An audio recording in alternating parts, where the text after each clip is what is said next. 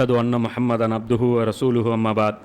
அல்லாஹும்ம ஸல்லி அலா முஹம்மதின் வ அலா ஆலி முஹம்மதின் கமா ஸல்லைத அலா இப்ராஹீம வ அலா ஆலி இப்ராஹீம இன்னக ஹமீதும் மஜீத். அல்லாஹும்ம பாரிக் அலா முஹம்மதின் வ அலா ஆலி முஹம்மதின் கமா பாரக்த அலா இப்ராஹீம வ அலா ஆலி இப்ராஹீம இன்னக ஹமீதும் மஜீத். இகாமத்தே தீனுங்கிற அந்த சிந்தனை சார்ந்த ஒரு வியூ கர்பலா அப்படிங்கிற அந்த தொடரில் வந்து நாம் வந்து அது ஃபுல்லாக அதை வந்து காமிச்சோம். நபி ஸல்லல்லாஹு அலைஹி வஸல்லம் அவங்களுடைய அந்த லைஃப்லேருந்து எடுத்து குரானோட மெர்ஜ் பண்ணி, சஹாபாக்களுடைய அந்த வாழ்க்கையோட மெர்ஜ் பண்ணி, நபி ஸல்லல்லாஹு அலைஹி வஸல்லம் அவர்களுடைய வருகை எதற்காக இருந்தது, இந்த உம்மத்துடைய பணி, உண்மையான பணி என்ன, அப்போ நபி ஸல்லல்லாஹு அலைஹி வஸல்லம் அவங்களுடைய அந்த வாழ்க்கையிலிருந்து ஃபுல்லாகவே அதை வந்து நம்ம வந்து ப்ரூஃப் பண்ணியிருந்தோம். அதாவது நபி ஸல்லல்லாஹு அலைஹி வஸல்லம் அவர்கள் வெறும் வணக்க வழிபாடுகள் மற்றும் கற்றுத்தருவதற்காக வந்தவர் கிடையாது. ஒரு மனிதனுடைய வாழ்க்கையுடைய அனைத்து துறை சார்ந்த விஷயங்களும் கற்றுக் கொடுக்க தான் வந்தாங்க. அதிலும் குறிப்பாக இன்றைய இந்த வளர்ச்சி அடைந்த உலகம் இருக்குல்ல, அதோடைய தேவை எந்த துறையில் அதிகமாக இருக்குன்னு, எல்லா துறையும் தேவை, ஆன்மீக துறையும் தேவை, தனி நபர் சார்ந்த அந்த விஷயங்களும் தேவை, எல்லாமே தேவை. ஆனால் தேவை எதில் ஜாஸ்தியாக இருக்குதுன்னு பார்த்தீங்கன்னா, அரசியல் வழிகாட்டுதல் தான் ரொம்ப ஜாஸ்தி இந்த காலகட்டத்திற்கு. அப்போ நபி ஸல்லல்லாஹு அலைஹி வஸல்லம் அவர்கள் இந்த காலகட்டத்தில் வந்தவங்க. அப்போ இந்த காலகட்டத்துக்கு இஸ்லாம் சொல்லக்கூடிய அரசியல் தீர்வுகள் அதுதான் நம்ம இன்றைக்கி வந்து கூடுதலாக டிஸ்கஸ் பண்ணோம். எப்போ பாரு கிலாஃபத், எப்போ பாரு ஆட்சி அதிகாரம், எப்போ பாரு அதை பேசுகிறாங்க அப்படின்னா தேவை எது அதிகமாக இருக்கும் அதை தான் வந்து அதிகமாக பேசணும். ஸோ அந்த அடிப்படையில் அது ஒரு டாபிக், எது கர்பலாங்கிறது அது ஒரு டாபிக். அதே மாதிரி இந்த கிலாஃபத்துக்காக பாடுபடுறது இன்றைக்கி வந்து சூழ்நிலைகள் எந்த அளவுக்கு மோசமடைஞ்சிருச்சு, நபி ஸல்லல்லாஹு அலைஹி வஸல்லம் அவர்கள் நம்மளை விட்டுட்டு போன அந்த உலகம் எவ்வளோ மாறிடுச்சு அப்படிங்கிறது வந்து நபி ஸல்லல்லாஹு அலைஹி வஸல்லம் அவங்களுடைய அந்த முன்னறிவிப்புகள் மூலமாக இந்த இறுதி நூற்றாண்டு நம்ம கிட்டத்தட்ட எண்டுக்கே வந்துட்டோம் அப்படிங்கிற அந்த விஷயத்தை உணர்த்தும் விதமாக அந்த ஒரு தொடரில் வந்து அப்படி கொண்டு வந்துட்டு இருந்தோம். இப்போ இதில் வந்து இப்போ அந்த கர்பலா கிட்டத்தட்ட அது முடிஞ்ச மாதிரி, இறுதி நூற்றாண்டு இன்ஷா அல்லாஹ் ரம்ஜான் முடிஞ்சு தான் அதை தொடணும் டாபிக்கை. ஸோ அது வரைக்கும் நம்ம இது மாதிரி அப்பப்போ இடையிடையில் நேரம் கிடைக்கும் போது இன்ஷா அல்லாஹ் அடிப்படை கல்வி அந்த டாப்பிக்கும் வந்து கொண்டு வரலாம். குர்ஆன் தஃப்சீரும் இன்ஷா அல்லாஹ் அப்பப்போ வாய்ப்பு கிடைக்கும் போது கொண்டு வரலாம். அதுலேயும் வந்து சில கூடுதலாக சில விஷயங்கள் பண்ண வேண்டியது இருக்குது. என்ன அப்படின்னா, இந்த முஸ்லீம் சமுதாயம் மேலே சுமத்தப்பட்ட கடமை எது இந்த அரசியல் சீர்திருத்தம், அரசியல் வழிகாட்டுதல் அப்படிங்கிறது வந்து முஸ்லீம் சமுதாயத்தின் மீது அல்லாஹ் சுமத்தி இருக்கிற ஒரு கட்டாய கடமை இது. அப்போ இதிலிருந்து யாரும் வந்து தப்பிக்க முடியாது. இது குறித்து நம்ம வந்து மறுமையில் கேள்வி கேட்கப்படுவோம் அப்படிங்கிறதை உணர்த்தும் விதமாக இன்னும் கூடுதலாக நிறைய வியூவில் வந்து புரிய வைக்கணும். ரசூலாவுடைய வாழ்க்கையில் நடந்தது, ரசூலா வந்தாங்க, அவங்க கிலாஃபத் கொண்டு வந்தாங்க, அது அழிஞ்சு போச்சு, அது ஒரு சாப்டர், அவ்வளோதான், புரியுது இல்லையா? இப்போ அதுலேருந்து ரசூலா கடமை இருந்தது, அது வந்து அல்லாஹ் நமக்கும் அதை உணர்த்தியிருக்கான் அப்படிங்கிறது அது நிறைய இடங்களில் குர்ஆனில் வந்து அல்லாஹ் வந்து அதை உணர்த்துறான். இப்போ சமீபத்தில் கூட ஒரு மாநாடுகள்லாம் நடந்தது, அது கிட்ட சொல்லப்போனால் ஆன்டி கிலாஃபத் மாநாடு. அதில் ஏராளமான ஆர்கியூமெண்ட்கள் வந்து அவங்க வைக்கிறாங்க. அதாவது குழப்பத்தை ஏற்படுத்துகிறாங்க. அதாவது நல்ல உலமாக்கள் நன்மையை ஏவுவாங்க, தீய உலமாக்கள் தீமையை ஏவுவாங்க. பொதுவாக இவங்களுடைய அந்த ப்ராபகண்டான்னு ஒன்று இருக்குது.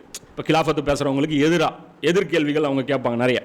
அப்போ அந்த கேள்விகளுக்கு பதில் வந்து நமக்கு தெரிஞ்சால் தான் நம்ம வைக்கக்கூடிய அந்த வாதங்கள் வந்து இன்னும் வலுவாக அது வந்து மக்களுக்கு வந்து அது புரிகிற மாதிரி இருக்கும். ஸோ அதையும் அட்ரஸ் பண்ணி இன்ஷா அல்லாஹ் அதை ஒரு தனி பிளேலிஸ்ட்டாக கொண்டு வரும். அது டைட்டில் வேணால் ஏதாவது பின்னாடி வைப்போம், டக்குன்னு அது ஐடியா வர மாட்டேங்குது. இன்ஷா அல்லாஹ் அதோடைய முதல் டாப்பிக்னு வச்சிங்களேன். இது நம்ம அது நிறைய இன்ஷா அல்லாஹ் அது ஒவ்வொருவங்க என்னென்ன ஆர்குமெண்ட் வைக்கிறாங்க. அதாவது நபி ஸல்லல்லாஹு அலைஹி வஸல்லம் அவர்களுக்கு வந்து ஆட்சி அதிகாரம் வந்து பணியாக சுமத்தப்பட்டது அப்படின்னா இல்லை, அது ஆக்சிடென்டலாக கிடைச்சது அப்படிங்கிறாங்க. அப்போ கடைசியாக இப்போ ஒரு இது வரைக்கும் இகாமத் தீன் சப்ஜெக்ட் பேசிகிட்டு இருந்த ஒரு சலஃபி உலமா யார், இவர் ஹுசைன் மன்பை, அவர் கூட அந்த பயானில் வந்து கடைசியாக அவர் என்ன சொல்கிறாரு, அது வந்து மஸ்ஜித், அதாவது ரசூல் வந்து அதுக்காக வரல, தௌஹீதுக்காக வந்தாங்க. தௌஹீது மேலே வச்சா, அதாவது முஸ்லீம்கள் எல்லாருமே நல்ல ஆன்மீகவாதிகளாக மாறிட்டா என்ன கிடைக்குமா, ஆட்டோமேட்டிக்காக கிலாஃபத்து கிடச்சிரும் அப்படிங்கிற அந்த விஷயத்தை சொல்கிறாங்க. ஸோ அந்த ஆர்குமெண்ட்லாம் உண்மையிலே வேலிடா? அப்போ அது எல்லாமே வந்து நம்ம நிறைய விஷயங்கள் பார்க்கணும். அது எல்லாத்த விட அந்த ஆர்குமெண்ட்டில் ஒரு ஆர்குமெண்ட்டு இந்த ஹதீஸை வச்சு சில விஷயங்கள் வந்து அது வந்து திரிச்சு சொல்லப்படுது. எந்த ஹதீஸ்? இந்த ஹதீஸை ஜிப்ரீல், அதுதான் இன்றைக்கி டாபிக். ஹதீஸ் ஜிப்ரீல் அலைஹிஸ்ஸலாம் வந்து ஒரு ஹதீஸ் வந்து சொல்கிறாங்க இல்லையா, ரொம்ப பாப்புலரான ஹதீஸ், புகாரி முஸ்லீமில் முதல் ஹதீஸ் அதுதான். அப்போ அந்த ஹதீஸுக்கு வந்து விளக்கம் சொல்லும்போது கூட நிறைய வந்து அதன் மூலமாக என்ன பண்ணுறாங்க, அது இந்த கிலாஃபத்து இகாமத் தீன் பேசக்கூடிய அந்த சகோதரர்கள் மத்தியில் அவங்க உல்டாவா அதுலேருந்து நிறைய கேள்விகள் எழுப்புறாங்க. ஸோ அதனால் அந்த ஹதீஸுடைய இதை முதல்ல ஆரம்பிப்போம் இன்ஷா அல்லாஹ். இங்கேருந்து நம்ம அப்படியே தொடங்கி கொண்டு போவோம். அப்போது இந்த ஹதீஸ் என்ன பேசுது, இந்த ஹதீஸில் வந்து என்னென்ன கருத்து இருக்குது? ஏன்னா இந்த ஹதீஸை வச்சு தான் நிறைய ஆஃப் பண்ணுறாங்க. இஸ்லாம்னா இவ்வளோ தாங்க, 5 விஷயம் அவ்வளோதாங்க இஸ்லாமு, அதெல்லாம் விட்டுட்டு இவங்க எங்கே கிலாஃபத்து பேசுகிறாங்க, இங்கே எங்கே வந்துச்சிங்களா இது அப்படிங்கிறது அதெல்லாம் கொண்டு வராங்க. இப்போ இந்த ஹதீஸில் வந்து என்ன இருக்குது அப்படிங்கிறது முதல்ல ஆரம்பிச்சுட்டு இன்ஷா அல்லாஹ் அதை படிப்படியாக ஒவ்வொன்றா கொண்டு வருவோம். முதல்ல அந்த ஹதீஸை பார்த்துட்டு அதுக்குண்டான விளக்கத்தை பார்ப்போம் இன்ஷா அல்லாஹ். இப்போ இதில் முதல்ல இந்த ஹதீஸ் வந்து பல அறிவிப்பாளர் தொடரில் வருது. இதில் நாம் எடுத்துருக்கிறது வந்து பார்த்திங்கன்னா உமர் ரலியல்லாஹு அவங்க அறிவிக்கக்கூடிய அறிவிப்பு. என் தந்தை உமர் பின் கத்தாப் ரலியல்லாஹு அவர்கள் என்னிடம் தெரிவித்தார்கள், நாங்கள் ஒரு நாள் அல்லாஹ்வின் தூதர் ஸல்லல்லாஹு அலைஹி வஸல்லம் அவர்களின் அருகில் இருந்தபோது தூய வெண்ணிற ஆடை அணிந்து அடர் கருப்பு நிறத்தில் தலைமுடியுடைய ஒரு மனிதர் வந்தார். பயணத்தில் வந்த எந்த அடையாளமும் அவரிடம் காணப்படவில்லை. எங்களில் எவருக்கும் அவரை யார் என்று அடையாளம் தெரியவில்லை. அதாவது ஒரு நபி ஸல்லல்லாஹு அலைஹி வஸல்லம் அவங்களுடைய சபைக்கு ஒருத்தர் வரார். அவர் எப்படி இருக்கிறாருன்னு பார்த்தீங்கன்னா பியூர் ஒயிட் ட்ரெஸ் போட்டிருக்கார், நல்லா பளிச்சுன்னு இருக்கிறார். தலைமுடி எப்படி இருக்குது, அடர்ந்த கருப்பு நிறத்தில் தலைமுடி இருக்குது. வர்றார் பயணத்தில், உள்ளூர்காரர் மாதிரி தெரியல. ஏன்னா தெரிஞ்சவராக இருந்தால் அடையாளம் கண்டுபிடிச்சிருவாங்க. உள்ளூர்காரராகவும் தெரியல, ஆனால் வெளியூர்காரருக்கு உண்டான அடையாளமும் அவருக்கு ஃபிட் ஆக மாட்டேங்குது. ஏன்னா வெளியூர்னா அந்த பாலைவனத்தில் ட்ராவல் பண்ணாலே மணலில் வந்து மூஞ்சிக்கு படும், மணல் புழுதி அடித்து எல்லாம் அந்த கண் இந்த புருவத்தில் இங்கெல்லாம் புழுதி படைஞ்சிரும். ஆனால் அப்படி இல்லை, பியூர் அப்படியே பளிச்சுன்னு இருக்கிறார். அப்போ யாருக்கும் அடையாளமும் தெரியல. ஒரு குழப்பம் வந்து சபையில் என்ன ஆகுது, சஹாபாக்கள் மத்தியில் ஏற்படுது. அவர் நபி ஸல்லல்லாஹு அலைஹி வஸல்லம் அவர்களின் அருகில் சென்று, இப்போ ரசூலா கிட்டையும் யாரும் அவ்வளோ சீக்கிரம் போக முடியாது. அது வந்து கிட்ட வந்து சபைக்கு வந்தாலும் அப்படி ஓரமாக புது ஆள் வந்தாங்கன்னா ஓரமாக உட்காருவாங்க. மெயின் முக்கியமான சஹாபாக்கள் ஒரு அரணாக நபி ஸல்லல்லாஹு அலைஹி வஸல்லம் அவங்களுக்கு இருப்பாங்க. ஆனால் அவர் என்ன பண்ணுறாரு, எதையுமே பார்க்கவே இல்லை, சபையுடைய அந்த பொசிஷனையும் பார்க்கல. நேராக உள்ளவரார், நேராக வந்து இமாம் கிட்டே நபி ஸல்லல்லாஹு அலைஹி வஸல்லம் அவங்ககிட்டே போய் உட்கார்றாரு. உட்காந்துட்டு தம் முழங்கால்களை நபி அவர்களின் முழங்கால்களோடு இணைத்து கொண்டு நெருக்கமாக அந்த காலோட காலை ஒட்டி அந்த அளவுக்கு க்ளோஸாக போய் உட்கார்றாரு. அந்த அத்தையாத்தில் ரெண்டு பேரும் உட்கார்றாங்க, போய் ஃபேஸ் டு ஃபேஸ் அப்படி உட்காந்துக்கிறாங்க. அப்போ அந்த பொசிஷனில் போய் உட்கார்ந்த உடனே அவர்கள் தம் கைகளை தம் தொடைகள் மீது பவ்யமாக வைத்து அமர்ந்தார். பிறகு முஹம்மதே, இஸ்லாம் என்றால் என்ன என்று எனக்கு தெரிவியுங்கள் என்று கேட்டார். எடுத்தோன்னா அதுவும் என்ன சொல்கிறாரு, முஸ்லீமாக மாதிரியும் பேசலை, அல்லாவுடைய தூதரன் கூட பேசலாம், ரசூலுடைய பேரை சொல்லி பேசுகிறார். முஹம்மதே அப்படின்னு சொல்லி கூப்பிட்றாரு. கேட்டுட்டு என்ன சொல்கிறாரு, இஸ்லாம்னா என்ன அப்படின்னு சொல்லி எனக்கு சொல்லுங்கள் அப்படிங்கிறார். அப்போ அதுக்கு நபி ஸல்லல்லாஹு அலைஹி வஸல்லம் அவங்க சொல்கிறாங்க, இஸ்லாம் என்பது அல்லாவை தவிர வேறு இறைவன் இல்லை என்றும் முஹம்மதாகிய நான் அல்லாவின் தூதர் என்றும் நீங்கள் உறுதி கூறுவதாகும். முதல் விஷயம் கலிமா ஷஹாதத் சொல்லணும். அதாவது அல்லாஹ் ஒரு தவிர வேறு இறைவன் இல்லை, நபி ஸல்லல்லாஹு அலைஹி வஸல்லம் அவர்கள் அல்லாஹ்வுடைய தூதர் அப்படிங்கிறத சொல்லணும். ரெண்டாவது தொழுகையை கடைப்பிடிப்பதும் ஜக்காத்தை வருவதும். மூணாவதா ஜக்காத்தை சொல்கிறாங்க. ரமலான் மாதத்தில் நோன்பு நோற்பது மீது நாலாவதாக சொல்கிறாங்க. சென்று வர இயன்றால் இறை இல்லம் காபாவில் ஹஜ் செய்வதும் ஆகும் என்று பதிலளித்தார்கள். இந்த 5 விஷயங்கள் இதை வந்து நபி ஸல்லல்லாஹு அலைஹி வஸல்லம் அவர்கள் இஸ்லாம்னா என்ன அப்படிங்கிறதுக்கு பதில் சொல்கிறாங்க. அதே வந்து கூடுதலாக பார்த்தீங்கன்னா அஹமதில் வரக்கூடிய 202வது ஹதீஸில் வரக்கூடிய அறிவிப்பில் பார்த்தீங்கன்னா திருப்பி அவர் ஜிப்ரீல் அலைஹிஸ்ஸலாம் இதை சொன்ன உடனே ஆப்போசிட்டில் கேட்குறாங்க. என்ன சொல்கிறாங்கன்னா, இந்த செயல்களை எல்லாம் நான் செய்தால் முஸ்லீம் ஆகிவிடணும், அப்போ இது செஞ்சால் நான் முஸ்லீமா அப்படின்னு கேட்குறாரு. இஸ்லாம்னா என்னன்னு கேட்குறாரு. கேட்டுட்டு அப்போ இது செஞ்சால் நான் முஸ்லீமாங்கிறார். ஆமாங்கிறார். இதை வச்சு தான் ஃபித்னா பண்ணுறேன். இஸ்லாம் அவ்வளோதானே முடிஞ்சதில்லை, அப்புறம் என்ன ஏன் போட்டு எக்ஸ்ட்ரா போட்டு ஆட் பண்ணிட்டே இருக்கீங்க, அவ்வளோதான் ஆயிடுச்சு இல்லை, முஸ்லீம் ஐட்டம் இல்லை, அவ்வளோதான். அப்போ எல்லாமே கிடைக்கும் முஸ்லீம்களுக்கு, என்னென்னலாம் நல்லா சொல்கிறேன்ல, இந்த கோப்பைகள், அது அந்த சொர்க்கத்துடைய கண்ணீர் எல்லாமே கிடச்சிரும் அப்படிங்கிற மாதிரி அதை கொண்டு வந்து ஃபிட் பண்ணுறேன். அப்போ இதுக்கு விளக்கம் தான் பார்ப்போம் சொல்லலாம். அப்போ அதுக்கு வந்து அவர் சொன்ன உடனே ரசூல் என்ன சொல்கிறாங்க, ஆமாம் நீ முஸ்லீம் ஆயிடுவீங்க அப்படிங்கிறேன். அதற்கு அந்த மனிதர் உண்மைதான் என்று இது சொல்லி முஸ்லீம் ஆயிடுவீங்கன்னு ரசூலா சொல்கிறாங்க. இவர் என்ன சொல்கிறார், ஆமாம் நீங்கள் சொன்னது கரெக்டுங்கிறார். ஆமாம் நான் முஸ்லீம் ஆயிடுவேன் தான், கரெக்டாக தான் சொல்கிறீங்க அப்படிங்கிறார். அப்போ இதில் வந்து சஹாபாக்களுக்கு வந்து ரொம்ப ஆச்சரியம். இவ்வாறு அவர் கூறியதை கேட்டு அவரே கேள்வியும் கேட்டு அவரே நபி ஸல்லல்லாஹு அலைஹி வஸல்லம் அவர்கள் அளித்த பதிலை உறுதிப்படுத்தவும் செய்கிறாரே என்று நாங்கள் வியப்படைந்தோம். இதனோட இது கேள்வி இவர் கேட்குறாரு, மார்க் இவருக்கு, ரசூலாக்கு இவர் போடுறாரு அப்படின்னு சொல்லி எங்கள் ஆச்சரியமாக நாங்களாம் ஆச்சரியப்பட்டோம் அப்படிங்கிறேன்.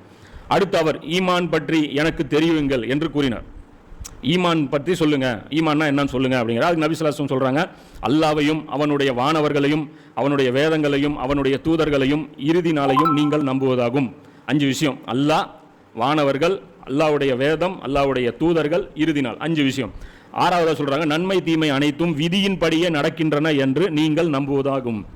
6வது என்ன, விதியின்படி தான் இந்த உலகத்தில் நடக்கிற நிகழ்வுகள் நடக்குது அப்படிங்கிறத நீங்கள் நம்பணும் அப்படின்னு சொல்லி இந்த 6 விஷயத்தை சொல்கிறேன். இதையெல்லாம் நான் நம்பி ஏற்றுக்கொண்டால் நான் மூமீனாக மாறிவிடுவேனா என்று கேட்க. அப்போ இதெல்லாம் நம்பிட்டா நான் மூமீன் அவ்வளோதானே அப்படிங்கிறார். ஆமாம் அப்படின்னு சொல்லிட்டு ரசூல்லா சொல்கிறாங்க, ஆமாம் அப்படிங்கிறேன். அதற்கு அந்த மனிதர் என்ன சொல்கிறார், ஆமாம் உண்மைதான் அப்படிங்கிற. மறுபடியும் அதே சொல்கிறேன், மறுபடியும் அதே மாதிரி மார்க் போடுற மாதிரி உண்மைதான் அப்படிங்கிறோன்னா. அப்போது அடுத்த இன்னொரு கேள்வி, 3வது ஒரு கேள்வி கேட்குறேன். அடுத்த மனிதர், இஹ்சான் பற்றி எனக்கு தெரியுங்கள், இஹ்சான்னா என்ன, அதை பற்றி எனக்கு கொஞ்சம் சொல்லுங்கள் அப்படிங்கிறார். அதுக்கு நபி ஸல்லல்லாஹு அலைஹி வஸல்லம் சொல்கிறாங்க, அவர்கள் இஹ்சான் என்பது அல்லாஹ்வை நீங்கள் பார்த்து கொண்டிருப்பதை போன்ற உணர்வுடன் வழிபடுவதாகும். நீங்கள் ஒரு மனிதன் அல்லாஹ்வை பார்ப்பது போல், அல்லாஹ் என் கண்ணு முன்னாடியே நின்றுட்டு இருக்கிற மாதிரி இமேஜின் பண்ணிக்கிட்டு வழிபடுவது, இதுதான் இஹ்சான் அப்படிங்கிறேன். ஏனெனில் அவனை நீங்கள் பார்க்கவில்லை என்றாலும் அவன் உங்களை பார்க்கிறான் என்று பதிலளித்தார்கள். இது 2வது லெவலும் சொல்கிறாங்க. அதாவது அப்படி உங்களால் பாசிபிள் இல்லைனா, இந்த ஹதீஸில் இப்படி இருக்குது வாசகம், வேற ஒரு ஹதீஸில் எப்படி இருக்குன்னு பார்த்தீங்கன்னா, அப்படி உங்களால் முடியலைனா, அல்லாஹ்வை பார்க்குற மாதிரி உங்களால் இமேஜின் பண்ண முடியல, விட்டுருங்க. நீங்கள் அல்லாஹ் முன்னாடி நிற்கிறீங்கிற அந்த ஃபீலிங்லையாவது தொழுவுங்க. இது லோயஸ்ட் லெவல், அது ஹையஸ்ட் லெவல் அப்படின்னு சொல்லி நபி ஸல்லல்லாஹு அலைஹி வஸல்லம் சொல்கிறாங்க. இவ்வாறு நான் நடந்து கொண்டால் இஹ்சான் உள்ளவர்களில் ஒருவனாக நான் ஆகிவிடுவேனா என்று கேட்க நபி ஸல்லல்லாஹு அலைஹி வஸல்லம் அவர்கள் ஆம் என்றார்கள். இப்படி நடந்துக்கிட்டா, நீங்கள் சொன்ன மாதிரி நான் வழிபட்டேன் அப்படின்னா நான் இப்படி ஆயிடுவேனாங்கிற. ஆமாம் அப்படிங்கிறேன். அதுக்கு அம்மனிதர் இது சொன்ன உடனே அதுக்கப்புறம் அடுத்த இன்னொரு கேள்வி கேட்குறாங்க, 4வது ஒரு கேள்வி. அந்த கேள்வி என்ன கேட்குறாங்கன்னா, மனிதர் மறுமை உலக அழிவு மறுமை நாளை பற்றி எனக்கு தெரிவிங்கள் என்று கேட்க, மறுமை நாளை பற்றி கொஞ்சம் சொல்லுங்க அப்படிங்கிற. அதுக்கு நபி ஸல்லல்லாஹு அலைஹி வஸல்லம் சொல்றாங்க, கேள்வி கேட்கப்படுபவர் கேட்பவரை விட அதிகம் அறிந்தவர் அல்ல, உங்களுக்கும் தெரியாது எனக்கும் தெரியாது என்று கூறினார்கள் அப்படின்னு சொல்லிட்டு இது சொன்ன உடனே அடுத்து வந்து முஸ்லீமில் வரக்கூடிய அறிவிப்பில் அதில் வந்து அபூ ஹுரைரா ரலியல்லாஹு அன்ஹு அவங்களுடைய அறிவிப்பில் என்ன வருதுன்னா, அப்போ அந்த அதோடைய அடையாளம் ஏதாவது சொல்லுங்க அப்படிங்கிற அந்த கூடுதல் கேட்குறாங்க. அது கேட்கும்போதே நபி ஸல்லல்லாஹு அலைஹி வஸல்லம் முதல்ல என்ன சொல்கிறாங்க, மறுமை நாளை பற்றி அந்த அறிவு எனக்கு கிடையாதுன்னு சொல்லிட்டு ஒரு குர்ஆன் ஆயத்தை ஓதுறாங்க. நிச்சயமாக மறுமை நாள் பற்றிய அறிவு அல்லாஹ்விடமே உள்ளது, அவனே மலையை இறக்கி வைக்கிறான், இன்னும் அவன் கற்பங்களில் உள்ளவற்றையும் தீர்க்கமாக அறிகிறான், தாம் நாளை என்ன சம்பாதிப்போம் என்பதை யாரும் உறுதியாக அறிவதில்லை, எந்த இடத்தில் தாம் இறக்கப் போகிறோம் என்பதையும் எவரும் அறிவதில்லை, அல்லாஹ் தான் இவற்றையெல்லாம் நன்கறிந்தவன் நுணுக்கமானவன் எனும் 31வது அத்தியாயத்தின் 34வது இறைவசனத்தை நபி அவர்கள் ஓதி காட்டினார். இந்த 5 விஷயம், அதாவது மழை பற்றிய அறிவு, கர்ப்பங்களில் இருக்க பெண்களுடைய அந்த கர்ப்பத்துக்கு இதுக்குள்ளே இருக்கக்கூடிய அறிவு, நாளைக்கு நாம் என்ன சம்பாதிப்போம் அப்படிங்கிற அந்த அறிவு, எந்த இடத்துல போய் நாம் மரணிப்போம் அப்படிங்கிற அந்த அறிவு, மறுமை நாள் பற்றிய அறிவு, இந்த 5 விஷயமும் அல்லாஹ்வுக்கு மட்டுமே தான் தெரியும் அப்படிங்கிற அந்த வசனத்தை வந்து ஓதி காமிக்கிறாங்க. அதற்கு அம்மனிதர் சரி அப்படி தெரியலன்னா பரவாயில்ல, ஆனால் அம்மனிதர் மறுமை நாளின் அடையாளங்களை பற்றியாவது எனக்கு தெரிவிங்கள், மறுமை நாள் எப்போ தெரியலான்னா அதோடைய அடையாளங்களை பற்றி சொல்லுங்க அப்படிங்கிறாங்க. அப்போ நபி ஸல்லல்லாஹு அலைஹி வஸல்லம் சொல்கிறாங்க, ஒரு அடிமை பெண் தன் எஜமானியை பெற்றெடுப்பதும், காலில் செருப்பில்லாத அரைகுறை ஆடைகளை அணிந்துள்ள ஏழைகளான ஆட்டு இடையர்கள் போட்டி போட்டுக்கொண்டு உயரமான கட்டடங்களை கட்டுவதை நீங்கள் காண்பதும் ஆகும் என்று கூறினார்கள். அப்போ என்ன சொல்கிறாங்க, 2 அடையாளம் சொல்கிறாங்க. ஒன்று, அடிமை பெண் தன்னுடைய எஜமானியை பெற்றெடுப்பாள் அப்படிங்கிறாங்க. இதுக்கு தனியாக ஒரு வீடியோ நம்ம போட்டிருக்கோம், அதை பார்த்துங்க. இன்னொன்று பார்த்தீங்கன்னா, அரைகுறை ஆடைகளை அணிந்துள்ள ஏழைகளான ஆட்டு இடையர்கள் போட்டி போட்டுக்கொண்டு உயரமான கட்டடங்களை கட்டுவதை நீங்கள் காண்பதாகும். அப்போ அந்த ஆடு மேய்க்கக்கூடிய ஒரு கூட்டம் இது உயரமான ஒரு கட்டடங்களை கட்டும் அப்படிங்க. அப்போ இது வந்து புகாரியில் இவ்வளோதான் இருக்குது. ஆனால் முஸ்னத் அஹமதில் என்ன இருக்குது அப்படின்னா, செருப்பணியாத ஆடு மேய்க்கும் அந்த கூட்டம் யார் என்று கேட்டார். 5வது ஒரு கேள்வியும் கேட்குறாங்க, யார்? ஜிப்ரீல் அலைஹிஸ்ஸலாம். அப்போ இந்த ஆடு மேய்க்க அந்த செருப்பு போட மாட்டாங்கங்கிறீங்க, ஒரு ஆடு மேய்க்கிற கூட்டங்கிறீங்க, இது எங்கே வேணாலும் இருக்கும்ல. இங்கே ஈரோட்டில் லோக்கலில் கூட செருப்பு போடாமல் ஆடு மேய்ச்சிட்டு ஒரு குரூப் சுற்றிட்டு இருக்கும். இது எந்த குரூப்பை குறிக்கும் அப்படின்னு சொல்லி நபி ஸல்லல்லாஹு அலைஹி வஸல்லம் கேட்குறாங்க. கேட்குறதுக்கு அவர் என்ன சொல்கிறாங்க, நபி ஸல்லல்லாஹு அலைஹி வஸல்லம் அவர்கள் அரபுகள் என்று கூறினார். அப்புறம் ரசூல் என்ன சொல்கிறாங்க, அரபுகள்ங்கிறாங்க. இப்போ இதிலே கூடுதல் தகவல், நபி ஸல்லல்லாஹு அலைஹி வஸல்லம் அவர்கள் தெளிவாக நமக்கு வந்து புரிகிற மாதிரியே பேசுவாங்க, நமக்கு வந்து யோசித்து சிரமப்படுற அளவுக்குலாம் விட மாட்டாங்க, கோடு வேட்டில் மறைமுகமாக எதையுமே பேச மாட்டாங்கன்னா இருக்கிறதுலே சிம்பிளானது எது அவங்களுக்கு புரியுறதுக்கு? அரபுகள் உயரமான கட்டடம் கட்டுவாங்க, அதுதான் பேசியிருக்கணும். ஜாமியுல் கலீம் நபி ஸல்லல்லாஹு அலைஹி வஸல்லம் அவர்கள். இந்த இடத்துல என்ன பேசுகிறாங்க, செருப்பு போடாதவங்க, ஆடு மேய்க்கிறவங்க, அரைகுறை ட்ரெஸ்ஸு போட்டவங்க, இந்த 3 விளக்கம் சொல்கிறது பெருசா இல்லை அரபுகள்னு சொல்லிட்டு போகிறது பெருசா? அப்போ மறுமை நாள் சம்மந்தப்பட்ட விஷயம் பொறுத்த வரைக்கும் நம்ம தேடி விளங்கி அதை டீகோடு பண்ணணுங்கிறத ரசூலா நமக்கு சொல்லி கொடுத்துருக்கிற விஷயம், புரியுதா இல்லையா? ஏன்னா இங்கே நிறைய விஷயம் நம்ம டீகோடு தான் இங்கே பண்ண வேண்டியது இருக்குது, புரியுதுங்களா? எல்லா விஷயமே நம்ம டீகோட் பண்ண வேண்டியது. பெட்ரோல் விலை உயர்வு காரணம் ஒன்று மீடியாவில் சொல்லப்படும், அதை நம்ம டீகோட் பண்ணணும். ஒரிஜினல் காரணம் நம்ம டீகோட் பண்ணால் தான் அறிவு இருக்குது. இல்லைன்னா சொன்னால் மட்டும்தான் நம்ம மண்டையில் ஏறும் அப்படின்னு நாம் எப்படி இருப்போம், ஆக தத்தியாக இருப்போம். அப்படி தான் இந்த உம்மத்தை மாற்றியும் வச்சிருக்கிறாங்க. குரானிலிருந்து மறைமுகமாக சொல்லக்கூடிய ஒரு பொருள் கூட எடுக்க தெரியாது, எதையுமே சிந்திக்க தெரியாது, துனியாவில் என்ன நடக்கும்னு தெரியாது, அல்லாஹ் என்ன பேசுகிறான்னு தெரியாது, அல்லாஹ்வுடைய தூதருடைய பேச்சும் புரியாது. இந்த இடத்துல பாருங்கள் எப்படி நபி ஸல்லல்லாஹு அலைஹி வஸல்லம் அரபுகள்னு சொல்கிறாங்க. இது அப்போ அரபுகள் இப்படி சொல்லியிருக்க வேண்டியது இல்லை, வேறு மாதிரிலாம் சொல்லியிருக்கணும். இப்போ இது ஒரு கூடுதல் தகவலாக நம்ம சொல்கிறோம். அப்போ இதெல்லாம் முடிஞ்சிரு, இந்த உரையாடல் முடிஞ்சிருச்சு. பிறகு மனிதர் சென்று விட்டார். இதெல்லாம் பேசிட்டு அவர் பாட்டுக்கு கிளம்பி போயிட்டார். இந்த வியப்பான நிகழ்வை கண்ட நான் நீண்ட நேரம் அங்கேயே மலைத்து போய் நின்றேன். யார்? உமர் லியானும். இந்த அறிவிக்கக்கூடிய ஹதீஸ் ஏன் உமர் லியானும் அறிவிப்புனா, இந்த அறிவிப்பில் தான் இந்த மாதிரியான சில வாசகங்கள் இருக்குது. இப்போ இவர் பார்க்குறாரு, எல்லாம் பார்த்துட்டு இவர் ஷாக்காக இருக்கிறார். வந்தால் அவருக்கு எல்லாம் ஒன்றுமே புரியல, இன்னும் நடக்குது இங்கே. இது வரைக்கும் ரசூலாட்ட வந்து இப்படி இன்டீசெண்டாக யாருமே கேள்வி கேட்க மாட்டாங்க. ரசூலாவுக்கு மார்க் போட்டு பரவாயில்ல கரெக்டாக சொல்கிறீங்க அப்படின்னா எவ்வளோ இதாக இருக்கும். அது எந்த காலகட்டம், கடைசி காலகட்டத்தில் நடக்குது. ஆரம்பத்தில் இருந்தால் கூட ரசூலாவுக்கு நிறைய அவமானங்கள்லாம் அவங்க தாங்கியிருக்கிறாங்க. இது வந்து கிட்டத்தட்ட தீன் மேலோங்கி அது ஃபினிஷ் ஆன ஸ்டேஜ். அப்போ இப்படி இருக்கும்போது அவங்க அப்படியே எந்த அளவுக்கு இவர் பேனிக் ஆகிட்டார்னா, ஒன்று இவர் வாழ உருவம்பார், ஏதோ ஒன்று இவங்க அனுமதி கொடுங்க, ஏதோ ஒரு ரியாக்ஷன் காமிப்பார், இல்லைன்னா கிட்ட போய் யார் யானினாலும் கேசுவார். ஆனால் அவருடைய தோற்றமே எப்படி இருக்குன்னா இவருக்கே பயத்தை உண்டு பண்ணிருச்சு. யாருக்கு? நம்மளே ஒரு பெரிய அவர் வந்தார்னா அவர் அப்படி கெத்தாக இருக்கிறாரு. அவர்கிட்ட போய் இவர் மிரட்டுறதுக்கோ எதுக்கோ இவருக்கு தெம்பு வரமாட்டேங்குது. யாருக்கு? உமர் லியானுக்கு. போனதுக்கப்புறம் கூட அப்படியே ஷாக்காகி நின்றுட்டு இருக்கிறார். நானும் ஒன்றும் பண்ணல, யாரும் ஒன்றும் பண்ண மாட்டேங்கிறாங்க, என்ன இது அப்படிங்கிற மாதிரி ஷாக்காகி நின்றுட்டு இருக்காங்க. அப்போ ரசூல்லா கூப்பிட்டு கேட்குறாங்க, உமரே கேள்வி கேட்ட அந்த நபர் யார் என்று உங்களுக்கு தெரியுமா அப்படிங்கிறாங்க. நான் அல்லாஹ்வும் அவனுடைய தூதருமே நன்கு அறிந்தவர்கள் அப்படிங்கிறாங்க. முதல்ல நபி ஸல்லல்லாஹு அலைஹி வஸல்லம் அவர்கள் அவங்க போனதுக்கப்புறம் இன்னொரு அறிவிப்பில் எப்படி வரும், அவரை போய் கூட்டிகிட்டு வாங்க அப்படிம்பார். எங்கே அவர் வந்தவர், அவரை போய் மறுபடியும் கூட்டிகிட்டு வாங்க அப்படிம்பார். வெளியே போய் பார்ப்பாங்க, டக்குன்ட்டு ஆள் போன இடமே தெரியாது, ஒன்றும் இருக்காது. ஒன்றும் ஒட்டகம் இருக்கணும். ஒட்டகத்தில் பைக்கில் வந்தார் எடுத்து 100 அமுத்திட்டு போகிறதுக்கு. ஒட்டகத்தில் தான் போயிருப்பார். மிஞ்சி போச்சுன்னா எங்கேயா கண்ணில் அப்படி எட்டி பார்த்தோம்னா அந்த பக்கம் எங்கேயா போயிட்டு இருக்கணும். சுத்தமாக அந்த வடுவே இல்லை. பக்கத்து பில்டிங்கில் மறைச்சிருக்கு. பாலைவனம் தானே, பாலைவனத்தில் நடந்து போனால் கூட மாட்டிக்குவார். விட்டு ஒரு குதிரையில் போனால் கூட பிடிச்சிட்டு வந்துடலாம்.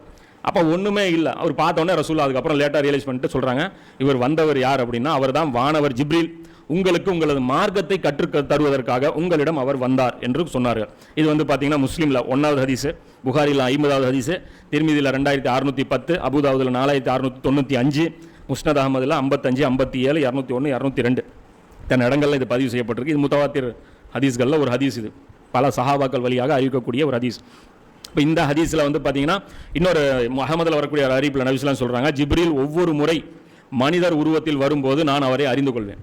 இவர் எப்போ மனித உருவத்தில் வந்தாலும் கண்டிப்பாக அவர் பேசும்போதே கண்டுபிடிச்சிருவேன், பேசுகிற விதத்திலையும் கண்டுபிடிச்சிருவேன் வந்தவர் ஜிப்ரீல் தான் அப்படின்னு சொல்லிட்டு. ஆனால் என்னால் அறிய முடியாத அளவிற்கு இன்று தான் அவர் வந்துள்ளார், இன்னைக்கு தான் நானே ஏமாந்துட்டேன் அப்படிங்கிறாங்க. யார்? ரசூல்லா. போயிட்டு மறுபடியும் 2